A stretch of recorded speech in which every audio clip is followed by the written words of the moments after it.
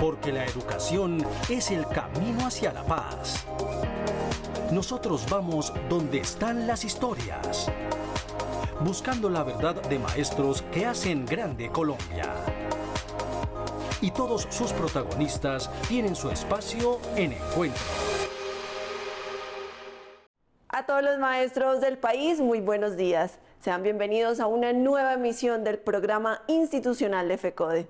Soy Raquel López y a continuación un avance de lo que desarrollaremos en nuestro encuentro de hoy. Socializamos la fórmula de incremento salarial que aplicará para el magisterio este año luego de que el DANE diera a conocer la cifra oficial del IPC de 2023. Reducción en las cifras de inflación y desempleo y disminución en el precio del dólar, algunos de los logros del gobierno de Petro en materia económica. El aumento salarial para el magisterio colombiano este 2024 supera la cifra del 11%. Sin duda, un incremento significativo producto de las negociaciones tanto de FECODE como las centrales obreras con el gobierno del año anterior.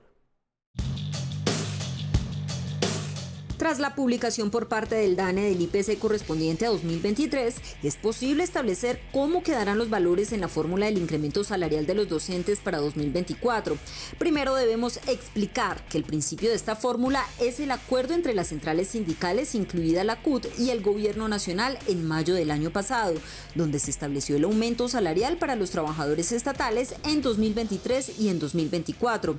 Precisamente para el presente año está compuesto por la variación del índice de precios al consumidor de 2023, que es 9,28% más 1,6%, lo cual implica un incremento del 10,88% para los trabajadores estatales, incluidos los docentes. Frente a lo anterior, debemos sumar el acuerdo alcanzado entre FECODE y el gobierno nacional, que establece un incremento adicional del 1% y corresponde a la nivelación salarial de los docentes. Este acuerdo, firmado en junio del año pasado, contempla un aumento salarial adicional de 3 puntos porcentuales distribuidos así: 0,4% para el 2023, 1% para el 2024 y 1,6% para el 2025. El objetivo principal de estos incrementos es cerrar la brecha salarial en el sector educativo. Entonces, la fórmula salarial para los docentes en este 2024 se realiza de la siguiente manera.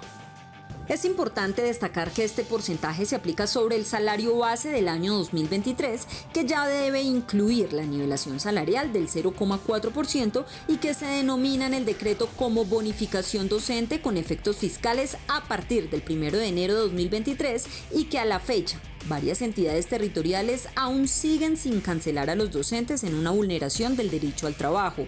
En este sentido, este aumento salarial representa un avance significativo en el reconocimiento del esfuerzo y la importancia del trabajo docente en el país.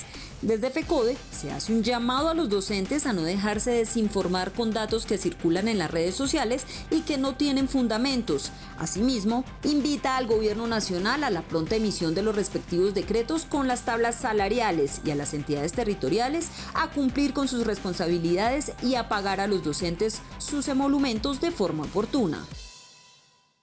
El magisterio colombiano se encuentra de luto tras el fallecimiento de 5 maestras en el desprendimiento de tierra ocurrido en el Chocó el pasado viernes 12 de enero, en una carretera cercana al municipio del Carmen de Atrato. Durante la tragedia, también el alud de tierra se llevó una vivienda donde se resguardaban de la lluvia cerca de 60 personas, dejando varias víctimas fatales. En medio de la incertidumbre de las familias que aún no han recibido noticias de sus seres queridos y la tristeza de los colombianos con el trágico derrumbe en la vía Quibdó-Medellín, a la altura del Carmen de Atrato, que ha dejado a 39 fallecidos y 20 heridos, al cierre de esta edición, el pesar se ha vuelto aún más personal para el magisterio colombiano con la identificación de 5 docentes fallecidas. Iris Yaceli Mosquera Perea, docente en un colegio de Apartadó. Diane Mayumi Mosquera Perea, quien impartía clases en la institución educativa San José Obrero de Apartadó. María Victoria Andrade Asprilla, profesional de la educación en Bello, Antioquia y además sobrina de William Asprilla, exdirectivo de ADIDA. Eilen Andrade Asprilla, docente en la institución educativa Monseñor Gerardo Valencia Cano en Medellín, y María Fernanda Moreno, quien laboró en la institución educativa técnica Inmaculada Liñán. Es de resaltar que estas docentes pasaban por esta vía porque precisamente regresaban de vacaciones a sus labores escolares. Sin embargo, ahora se suman a la lista de héroes que dedicaron sus vidas a la formación de futuras generaciones. La Junta Directiva del Sindicato Unión de Maestros de Chocó, UMACH, expresa sus condolencias a todos los familiares de las víctimas producto de la avalancha ocurrida el día 12 de enero en la vía que de Quindó comunica a la ciudad de Medellín. Igualmente exige del Gobierno Nacional la disposición de los recursos suficientes y necesarios para el mantenimiento de esta vía, dado que es importante esta carretera en el intercambio económico y comercial de los departamentos de Chocó y Antioquia.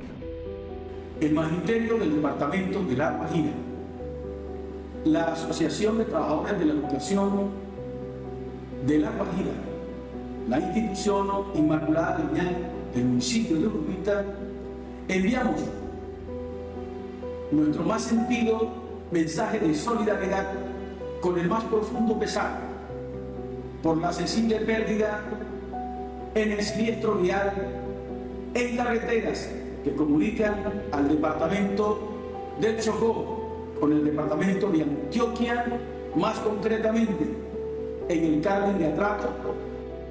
Frente a esta desgarradora situación, FECODE expresa su profundo pesar y solidaridad con las familias de los docentes fallecidos, así como con las comunidades educativas afectadas en las filiales UMACH, ADIDA y Azodegua, filial de maestros de La Guajira, quien también expresó sus condolencias debido a la pérdida de una de sus docentes, quien también pasaba por esta vía en el momento de los hechos.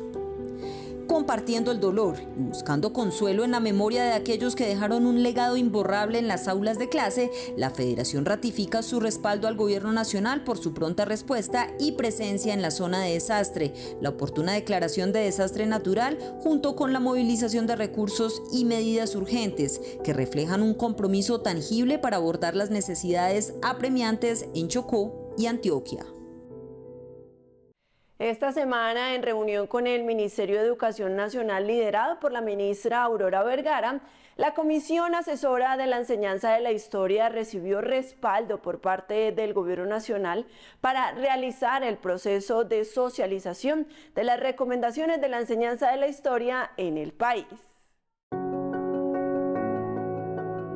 La Comisión Asesora de la Enseñanza de la Historia, que viene desde el 2019 trabajando en un arduo proceso de investigación para impartir recomendaciones para el aprendizaje de la historia en el país, basados en la diversidad étnica, social y cultural de la nación, el pasado 16 de enero, en reunión con el Ministerio de Educación, avanzó en términos de cronograma y enfoques para direccionar la difusión del documento de recomendaciones.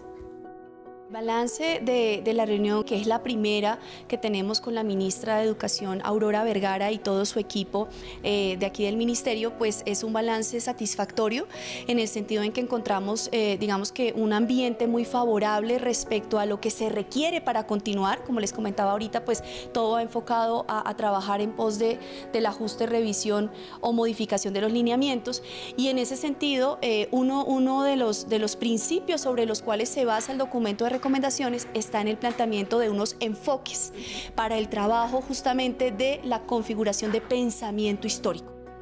Dentro de lo acordado en la reunión entre la Comisión y el Ministerio, se plantearon retos como la reivindicación del trabajo histórico de los docentes y la configuración de las nuevas narrativas.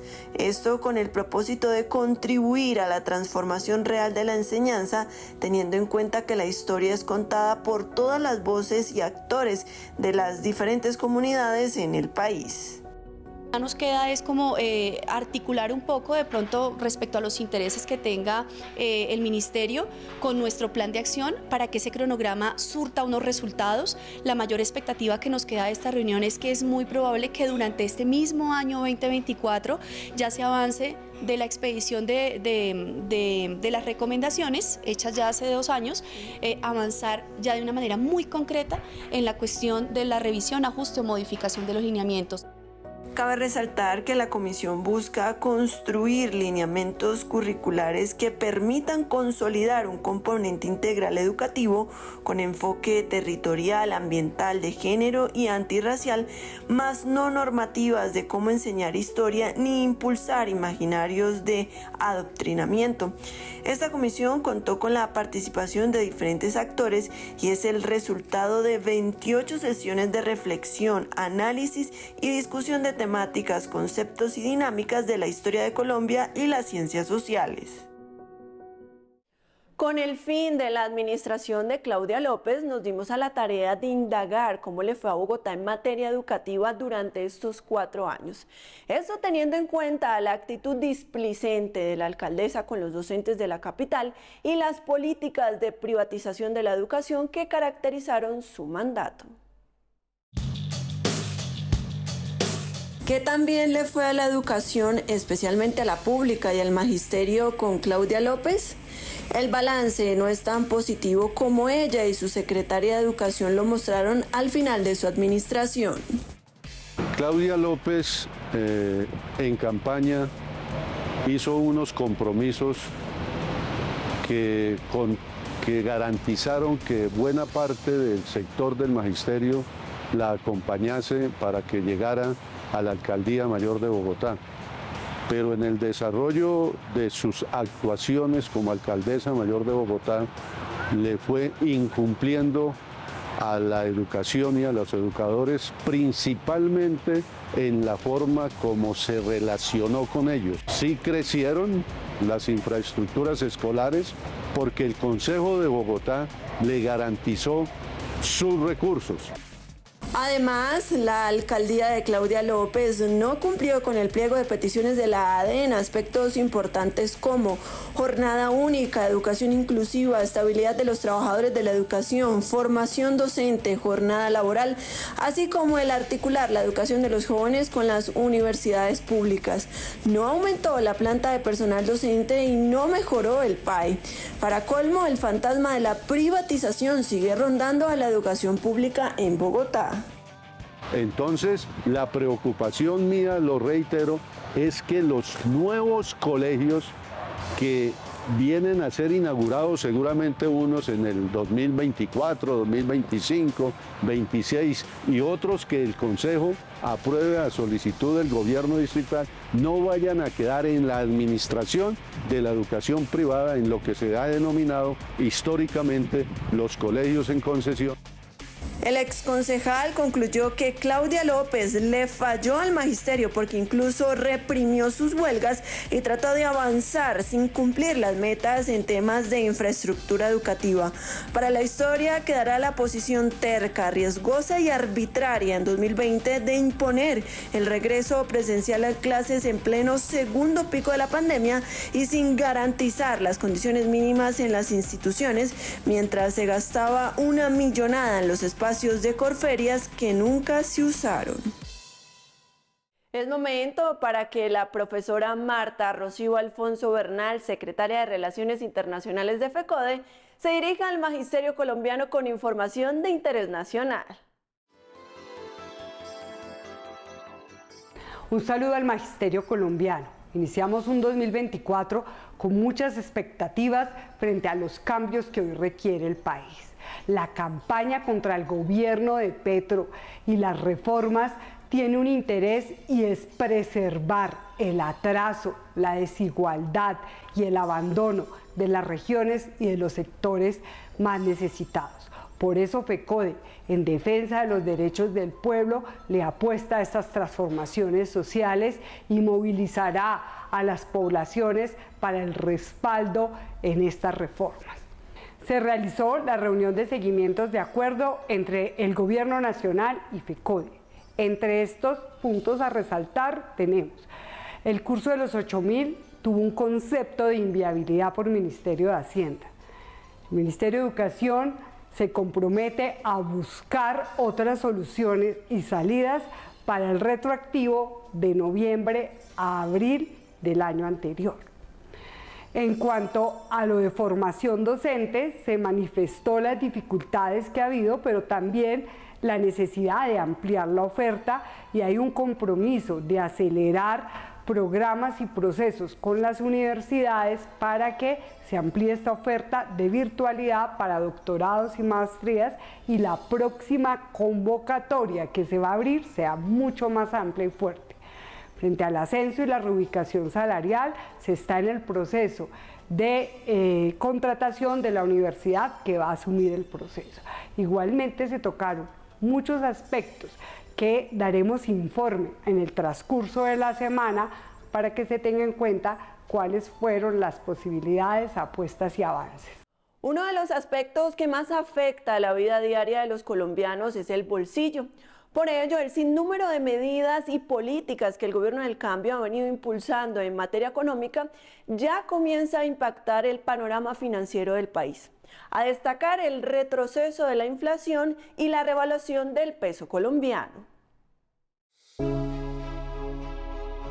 Son varios los avances que en materia económica se han evidenciado en lo que va corrido del Gobierno del Cambio en cabeza del presidente Gustavo Petro, especialmente en los últimos meses. Entre ellos son dos los que más sobresalen y tienen que ver con el retroceso de la inflación, el cual se debe a factores como los efectos de una política de reindustrialización y de fortalecimiento de la producción agropecuaria, lo cual ha permitido que uno de los renglones más sensibles de la canasta básica de los colombianos, que es el de los alimentos, tenga una mayor oferta y una mayor cantidad de alimentos producidos localmente, lo que ha impactado positivamente en la reducción de la inflación.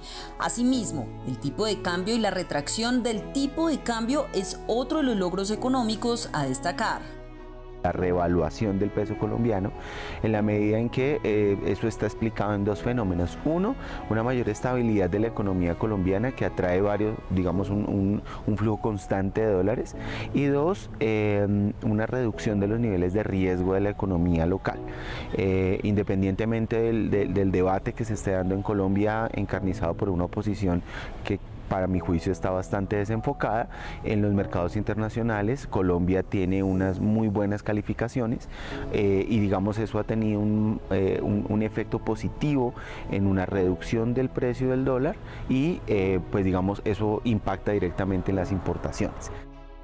Por otra parte, el aumento en el precio de los combustibles, de acuerdo con el economista, ha sido coherente y consistente, lo que ha hecho que en la actualidad el país tenga indicadores favorables a nivel internacional, mientras que en lo concerniente al desempleo, que por varios años ha sido un factor preocupante, este ha ido disminuyendo poco a poco. El desempleo ha caído a cifras ya 9.7%, que siguen siendo muy altas en el contexto tanto de la OCDE como de América Latina. Lo ideal es poder aterrizar el desempleo sobre los 5 o 6 puntos, pero digamos que esto pues puede ser explicado por varios factores positivos, la dinamización económica, la recuperación del sector turístico. El año pasado en Colombia llegamos casi a los 5.600.000 visitantes extranjeros en el país, muy buenas noticias. Desarrolla la industria turística, que ha sido una de las grandes apuestas del gobierno. Finalmente, la dinamización en el sector industrial empieza a dar unas respuestas a las políticas de reindustrialización y en el sector agrícola, que también es la muestra de una recuperación del campo a través de distintos tipos de políticas que combinadas van evidenciando una economía del país estable en términos generales. Sin embargo, una de las recomendaciones del docente economista es verificar los indicadores de pobreza y desigualdad, aprovechando la creación del Ministerio de la Igualdad para que con el objetivo de reducir las brechas se realice un análisis exhaustivo del desempeño económico y la aplicación de las iniciativas de gobierno. Más de 300 leyes argentinas pretenden modificar o derogar el gobierno de Javier Milei bajo el decreto de necesidad de urgencia para arremeter contra los derechos laborales, la economía y la política de ese país. En rechazo a esto, los trabajadores de Argentina saldrán a paro el próximo miércoles 24 de enero. A pocos días del posicionamiento de Javier Milei como presidente de Argentina, la Confederación General del Trabajo, CGT, de ese país anunció un paro nacional para el próximo 24 de enero, con el fin de pedir la derogación del decreto de necesidad y urgencia que empezó a regir desde el 2 de enero de este año con el objetivo de desregular la economía, derogar cientos de leyes y cambiar drásticamente derechos laborales conquistados por los trabajadores.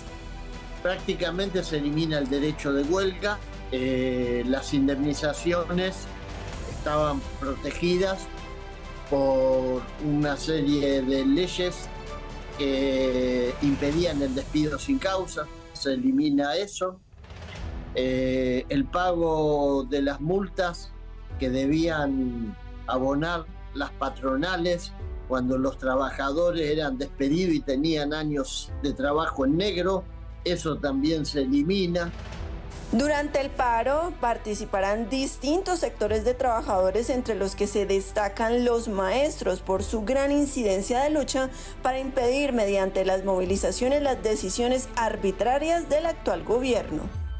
Hay una serie de medidas que, digamos, incentivan la privatización del sistema educativo. En esta situación, una de las medidas que toma el gobierno, quizá de las más graves, es avanzar con una reforma educativa inusitada que establece que a partir de cuarto grado la educación de los niños y niñas se puede hacer en la casa, es decir, el gobierno pretende desobligar a los padres y a las madres de los alumnos a enviar a sus hijos a instituciones educativas. Este paro, que se llevará a cabo con movilizaciones a las afueras del Congreso de Argentina, será una oportunidad para visibilizar las acciones arbitrarias de los gobiernos de ultraderecha. Y es importante que se replique en el continente y en el mundo para que las sociedades no repitan la elección de fracasos gubernamentales. Más de 90 días lleva el conflicto israelí-palestino, que hoy tiene a todo un pueblo a punto de desaparecer debido a los ataques desproporcionados e indiscriminados de Israel. Un panorama que desde ya vislumbra un holocausto para una nación que ha vivido marginada y degradada durante años. El ataque aéreo del grupo terrorista Hamas el pasado 7 de octubre sobre el territorio israelí fue tomado como excusa por parte del gobierno de Israel para revivir una guerra que lleva más de 75 años para apoderarse del territorio palestino, dejando en evidencia durante estos 3 meses el poderío militar por parte de Israel para acabar con las vidas inocentes de los habitantes de la Franja de Gaza. La respuesta por parte del Estado de Israel no solo puede catalogarse como desproporcionada, sino como hace muchos años se viene categorizando un castigo colectivo, y por eso estamos hablando no solo de un genocidio en términos del exterminio de personas, sino un genocidio que implica el desplazamiento. En lo corrido de estos 3 meses van más de 12.000 muertos, donde 5.000 son niños, ya que, como ha sido evidente, el Estado israelí, más que acabar con Hamas, quiere acabar con Gaza, razón por la cual estas acciones afirman la entrada a la etapa de la consolidación del genocidio. Entonces, no solo es un problema de desplazamiento interno, sino además la infraestructura de la vida. Todos los viernes hay una tradición, y es que se escucha el llamado a la oración de las mezquitas, y hoy estamos viviendo una Gaza silenciada del llamado a la oración. Entonces, este es un ejemplo muy claro de cómo se está destruyendo la infraestructura de vida. Entonces pasemos por acabar con los supermercados, acabar con los servicios de telecomunicaciones, limitar la posibilidad del acceso de las personas que están en la franja al internet. Entonces ya estamos, no es que se esté esperando que se consolide el genocidio, el genocidio ya se está consolidando. Frente a este recrudecimiento del genocidio en Palestina, según el experto, el riesgo ahora no es la destrucción de las posibilidades de vida de un pueblo, sino sacarlo de su territorio. En medio de este conflicto ha habido una pasividad a nivel internacional para tomar sanciones frente a Israel. Por eso, desde FECODE se rechaza estos actos y se apoya el fin de esta barbarie. Y para el cierre de esta emisión los invitamos a ver el editorial del presidente de la Federación Colombiana de Trabajadores de la Educación FECODE, el licenciado Domingo José Ayala Espitia. Un fraterno saludo al magisterio colombiano, a la comunidad educativa y a la opinión pública en general.